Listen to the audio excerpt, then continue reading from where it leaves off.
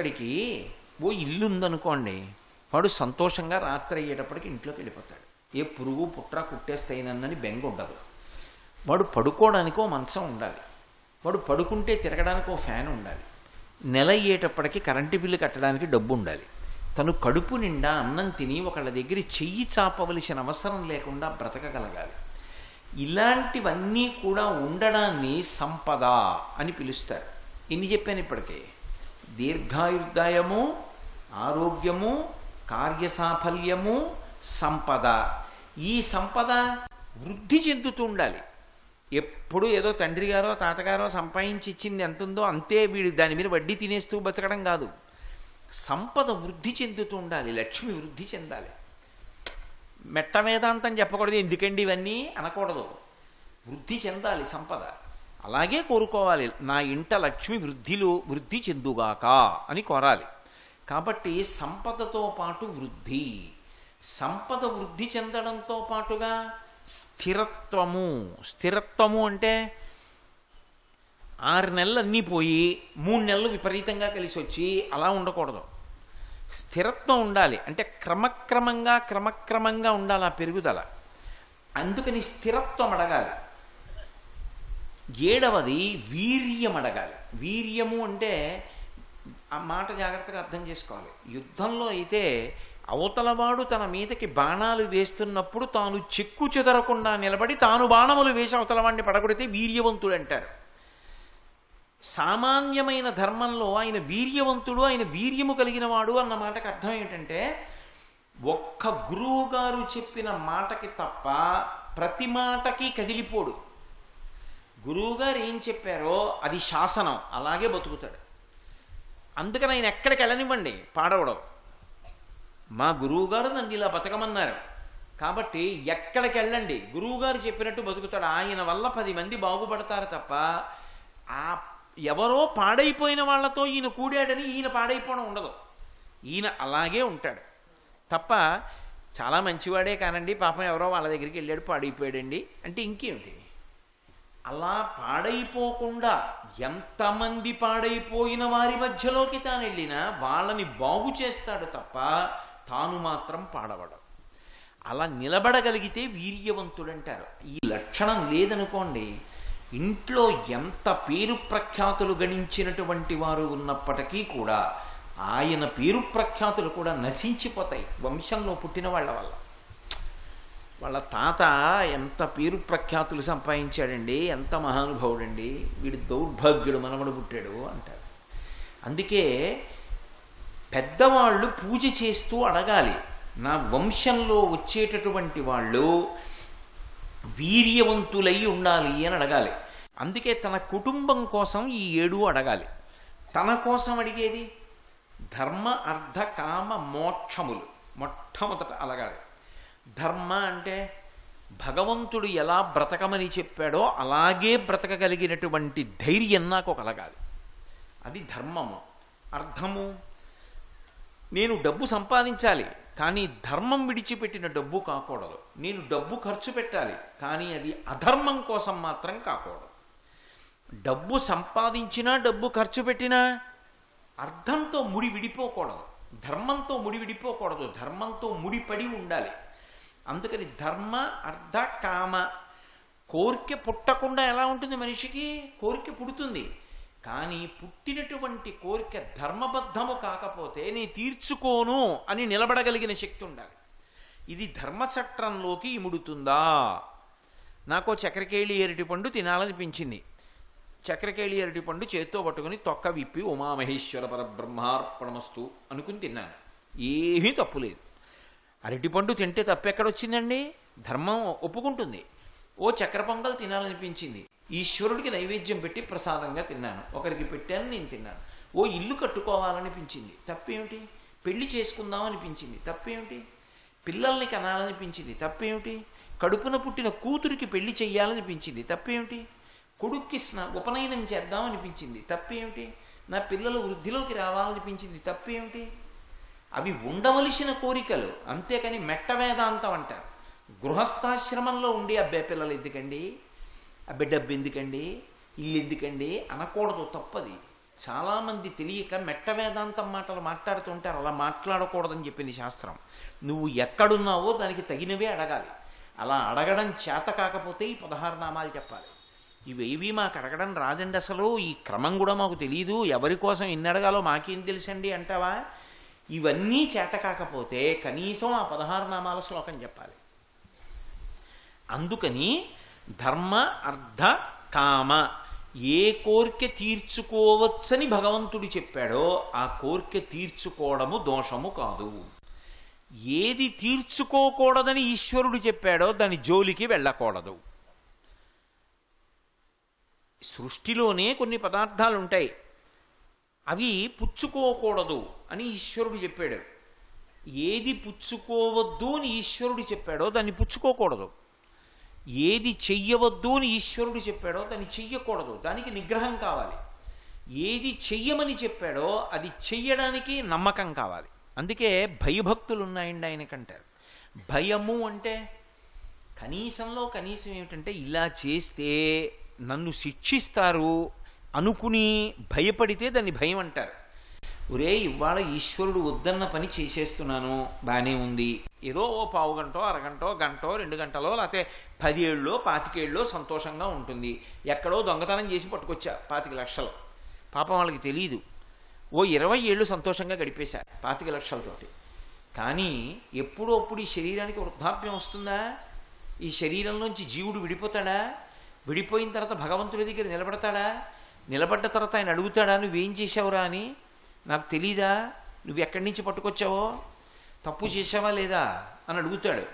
అడిగిన తరువాత నువ్వు 25 లక్షలు పట్టుకొచ్చేసిన కారణం చేత అవతలవాడు ఎంత బాధపడ్డాడో దానికి 1,000,000 రెట్లు బాధ మనం అనుభవించవలసిందే జీవుడు. వీడు ఆ బాధ అనుభవించడానికి ఇంకో శరీరాల్లోకి ఎడతాడు. కాబట్టి వద్దు నాకు. ఇప్పుడు ఏదో ఓ పావు గంట సంతోషంగా ఉండొచ్చు, 5 నిమిషాలు సంతోషంగా ఉండొచ్చు, గంట సంతోషంగా ఉండొచ్చు, కానీ ఈశ్వరుడి దగ్గర ఇలా వేలు పెట్టి ఆయన చూపిస్తే తర్వాత పతనమైపోతాను, నాకొద్దు అని మానేస్తే భయం ఉంది. ఈశ్వరుడు ఎలా చెప్పాడో నేను అలా బతుకుతాను అని ఆయన మీద ప్రేమతో చేస్తావా? భక్తి ఉంది. మా నాన్నగారికి తెలిస్తే ఇంకేమైనా ఉందా అండి? మా నాన్నగారు మహానుభావుడు, ఎప్పుడైనా కనీసం మాటలోనైనా అలాంటివి అంగీకరిస్తారా? ఆయన జీవితంలో ఎప్పుడు అలాంటి తప్పు చేసిన వారు కాదు. అటువంటి తండ్రికి కొడుకునయ్యుండి నేను అటువంటి తప్పు చేయనా? నీ చేయను అని చేయడం మానేశాడు అనుకోండి, భక్తితో మానేశాడు తండ్రి మీద.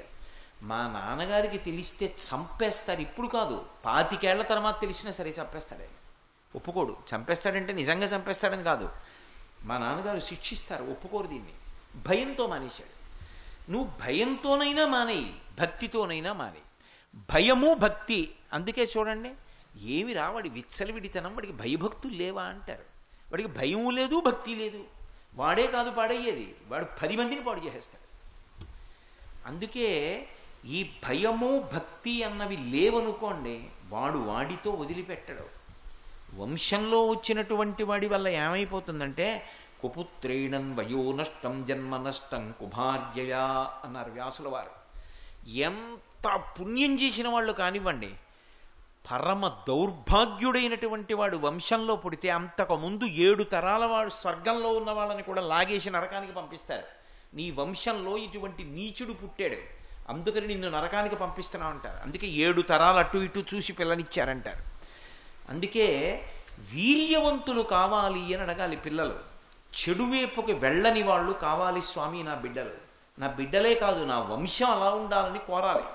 తన దగ్గరికి వస్తే ధర్మ అర్థ కామ మోక్ష, వీటితో పాటు 4 భక్తి జ్ఞాన వైరాగ్య కలిపి 7.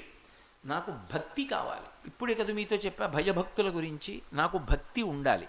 ఇందులో సద్గతి అంటారు. మళ్ళీ ఈ భక్తి ఎందు ఒక చమత్కారం ఉంటుంది. భక్తి అని నేను అన్నాను అనుకోండి, మీకు నేను తేలిగ్గా అర్థం అవడానికి ఒక మాట చెప్తాను. నా మనవడికి నేనంటే చాలా ప్రేమ. తాత తాత తాత నా వెంట పడతాడు. వాడికి అన్నీ 3 ఏళ్ళు లేవు, కానీ తాత తాత అంటాడు, నా వెంట పడతాడు. వాడే ఏం చేస్తుంటాడంటే, నేను సంధ్యావందనం చేసుకుంటున్నాను అనుకోండి, నేను ఇలా నీళ్లు చల్లుకుంటే వాడికి అదో ఆట. తాతగారు నీళ్లు చల్లుకుంటున్నారని వాడు అందులో పాత్రలో నీళ్లలో చెయ్యెట్టుకుని చల్లుకుంటాడు. నేను అర్ఘ్యం ఇచ్చాననుకోండి, వాడు నీళ్లలో చెయ్యెట్టు ఆడతాడు. ఎందుకని? తాతగారే కదా మన తాతగారు. తాతగారు ఏం చేస్తున్నారో వాడికి తెలియదు. తాతగారి మీద ప్రేమ, తాతగారి దగ్గర కూర్చోవచ్చు. అందుకని తాతగారు ఏం చేస్తున్నారో దాన్ని వాడు ఆట కింద తీసుకుని చేసుకుంటాడు. వాడికి పద్ధతి తెలియదు. తాతగారి మీద ప్రేమ ఉంది కానీ వాడికి ఏం చేయాలో తెలియదు. తాతగారి మీద అతి ప్రేమ. అందుకని ఏం చేస్తాడు, వచ్చి నా దగ్గర నిలబడి మాట్లాడుతూ కాలు పెట్టి ఇలా తంతుంటాడు. అది ఎవరైనా నా యందు ప్రీతి కలిగిన వాళ్ళు చూశారనుకోండి, ఏమయ్యా ఆయన్ని మేమందరం గౌరవిస్తాం, ఆయనకి మనవడిగా పుట్టావు, తప్పు కదూ, తాతగారిని తన్నచ్చా, ఇటు అలా తంతు మాట్లాడతావు అని గబుక్కుని పక్కకి తీసుకెళ్ళిపోతారు. వాళ్ళది ప్రీతి, వాడిది శత్రుత్వం కాదు, ప్రీతే. బాగా గుర్తుపెట్టుకోండి, వాళ్ళది ప్రీతే, వీడిది ప్రీతే. కానీ వాళ్ళది తెలిసున్న ప్రవర్తన, వీడిది తెలియని ప్రవర్తన. భక్తి యందు కూడా అలాగే ఉంటుంది. భక్తి అంటే ప్రేమ. అది తప్పు కాదు, మొదట్లో అది తప్పు అని సిద్ధాంతం చేయకూడదు. భగవంతుని యందు ప్రేమ ఉంది కానీ ఎలా పూజ చేయాలో తెలియదు. వాడి ఇష్టం వచ్చినట్టు చేస్తాడు. శాస్త్రం పక్కన పెట్టేస్తాడు. శాస్త్రం గాలికి పోయింది. వీడికి ఏది నచ్చితే అదే పూజ.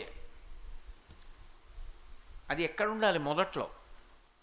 కానీ పెద్ద అయిన తర్వాత కూడా నా కొడుకు 30 ఏళ్ళు వచ్చి నా దగ్గర నించుని కాలుతో తంతు నించున్నాడు అనుకోండి, నా ఎందు ప్రీతి కలిగిన వాళ్ళు వచ్చి చూసి, తప్పు బాబా అలా నాన్నగారిని తన్నకూడదని జాగ్రత్తగా చేపట్టుకు బయటికి తీసుకెళ్తారా?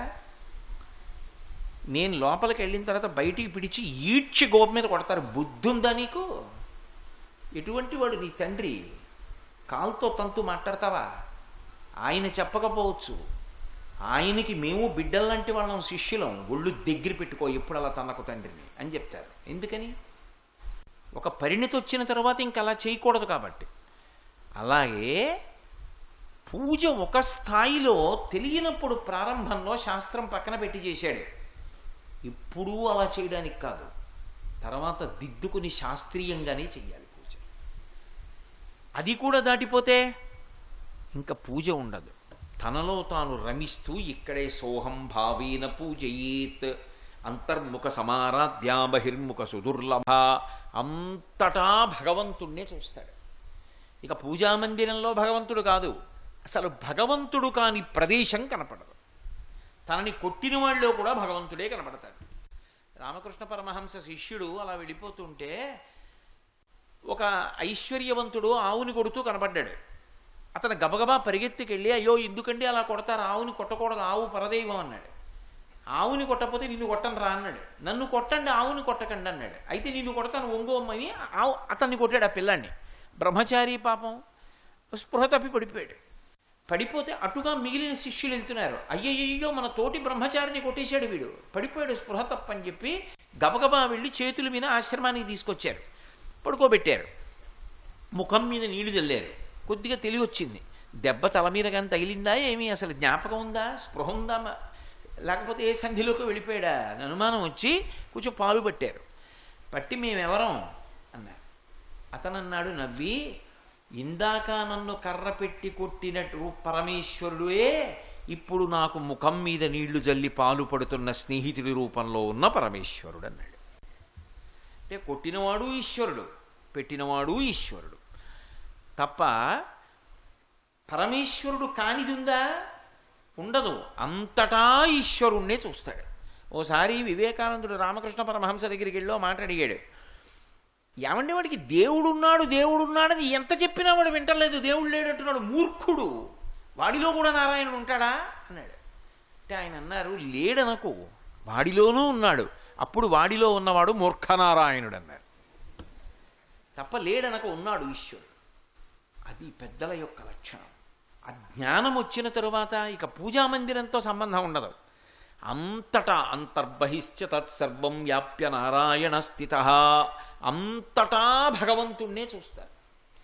ఇక భగవంతుడు అంటే గుళ్ళో ఉంటాడు, భగవంతుడు అంటే ఏదో పూజామందిరంలో ఉంటాడు కాదు, అసలు భగవంతుడు కానిది వాళ్ళకి కనపడదు. హరిమయము విశ్వమంతయు హరి విశ్వమయుండు, హరిమయము కాని ద్రవ్యము పరమాణువు లేదు వంశపావన వింటే అంటాడు సుఖబ్రహ్మ మహాజ్ఞాని కనుక భాగవతంలో పరీక్ష మహారాజుతో. అందుకే విష్ణు సహస్రనామం మొదలెడితే మొట్టమొదటి పేరు ఏమిటి విష్ణువుకి? విశ్వం. అది కదూ మొదటి పేరు. విశ్వం విష్ణుర్వషట్కారో భూత భవ్య భవత్ ప్రభు అని కదా మొదలు పెడుతున్నాం. విశ్వం అంటే ఈ సమస్తమైనటువంటి జగత్తు విశ్వం. ఈ విశ్వమంతా ఏమిటి? విష్ణువు. మనకి కనపడదు, కానీ జ్ఞానికి కనపడుతుంది. భగవంతుడుగానే కనపడతాడు మీకు. అందుకే ఒక చమత్కారం ఉంది. అభిషేకం చేసేటప్పుడు శివలింగానికి అభిషేకం చేస్తారు. అభిషేకం చేసేటప్పుడు మంత్రంగా చూస్తే ఒక ఫలితం, అది పండితే జ్ఞానం. మీరు మామూలుగా చదువుతున్నప్పుడు అంత బాగా దాని గురించి తెలియకపోతే, అర్థాలు తెలియకపోతే తెలియదు. కానీ అభిషేకం చేసేటప్పుడు నమచ్చోరాయ చ శిష్ప్యాయ చ భీమ్యాయ చ శకత్యాయ చ ప్రమాహ్యాయ చ అంటూ అభిషేకం చేస్తారు. నమచ్చోరాయ చ అంటే ఏమిటి అర్థం? చోరుడు అంటే దొంగ. ఓ దొంగ నీకో నమస్కారం. నమ చోరాయ చ, నమ అంటే నమస్కారం. చోరాయ చ, చ అంటే కూడా అని సంస్కృతంలో. చోరాయ చ, దొంగగా కూడా ఉండేవాడా నీకో నమస్కారం అని అభిషేకం చేస్తున్నారు. నేనేం అబద్ధం అంటలా, మీ అందరు చేసే అభిషేకం అదే, నేను చేసే అభిషేకం అదే. మరి ఏమిటి దొంగ? ఏమిటి ఈశ్వరుడు? దొంగ అంటే బాగా జ్ఞాపకం పెట్టుకోండి, మనకి తెలియకుండా చేస్తే దొంగ అంటారు. మనకి ఎవరన్నా దొంగతనం తెలియకుండా చేశాడు అనుకోండి, అమ్మ దొంగ అంటారు. అది పట్టుకుపోవడమే కాదు, ఇచ్చినా కూడా. నాకు చెప్పకుండా నా పుట్టినరోజుకి ఏదో తెల్లారితే నా పుట్టినరోజు అనుకోండి, ఏమీ తెలియని దానిలా నా పక్కనే కూర్చుని నా పక్కనే తిరిగి నా పుట్టినరోజు తెల్లవారుదామన నేను తలస్నానం చేసి వచ్చి ఏదో బొట్టు పెట్టుకుని పూజామందిరంలోకి వెడుతుంటే ఏది చేసాపండి అని నాకు ఒక కొత్త వాచి పెట్టింది అనుకోండి మా ఆవిడ. నేనేమంటాను? ఇదేమిటే ఎప్పుడు కొన్నావే ఈ వాచి, డబ్బు ఎక్కడదే నీకంటాను. ఏదో మీరు అప్పుడప్పుడు ఇచ్చిన డబ్బులన్నీ పోపులు పెట్టిలో దాచి, దానికి ఆ పోపులు పెట్టి అవసరం లేదు, ఉద్యోగం చేస్తుంది అనుకోండి, అది వేరే విషయం. ఏదో కొన్నాను అంది అనుకోండి, అమ్మ దొంగ అంటారు. అంటే నాకు తెలియకుండా ఇంత ప్రేమతో వాచి కొంత ఇచ్చావా అని. ఇచ్చినా దొంగ అంటాం, పట్టుకుపోయినా దొంగ అంటాం కాదు. దొంగగా ఉన్నవాడు శివుడు. అది పండిందనుకోండి జ్ఞానంలో, అప్పుడు తెలుస్తుంది అసలు జ్ఞానం అంటే ఏమిటో. మీకు నేను ఉదాహరణ చెప్పాలంటే, భగవాన్ రమణుల ఆశ్రమానికి దొంగలు వచ్చారు. దొంగలు వచ్చి తలుపు కొట్టారు. తలుపు కొడితే ఆయన కిటికీలోంచి చూశారు దొంగలు. ఎవరు మీరన్నారు. మేము దొంగలం అన్నారు. నమచ్చోరాయ చ, అరుణాచలేశ్వరుడు దొంగల రూపంలో వచ్చాడు అని ఆయన తలుపు తీసి నమస్కారం పెట్టారు. స్వాగతం రండి. వాళ్ళు అన్నారు, బుద్ధి ఉందా లేదా నీకు? మేము దొంగలం అంటే తలుపు తీస్తామేంటి?